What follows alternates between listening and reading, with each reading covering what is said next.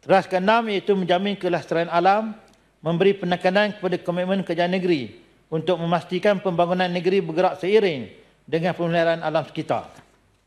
Kelestarian bukan lagi pilihan tetapi tuntutan masa hadapan bagi menjamin ekosistem yang sihat, sumber yang berkekalan dan kualiti hidup yang lebih baik untuk seluruh rakyat Pahang. Pahang merupakan negeri yang kaya dengan khazanah alam semula jadi dengan 2.06 juta hektar atau 57.07% merupakan kawasan berhutan daripada 3.59 juta hektar keseluruhan kawasan negeri Pahang.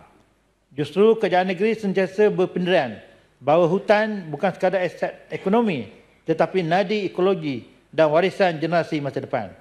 Bagi memperkukuhkan agenda pemeliharaan hutan dan biodiversiti, kerajaan negeri membutuhkan 102.83 juta ringgit kepada agensi-agensi berkaitan seperti Jabatan Perhutanan Negeri Pahang, Majlis Biodiversiti Pahang, Perbadanan Taman Negeri Pahang serta Unit Penguatkuasa Negeri Pahang. Daripada jumlah itu, sebanyak 65.08 juta ringgit disediakan khusus bagi pengurusan, pembangunan program dan projek pemeliharaan sumber ekologi melalui Jabatan Perhutanan Negeri Pahang, termasuk pengurusan kawasan sensitif, aktiviti restorasi serta inisiatif meningkatkan daya tahan ekosistem negeri.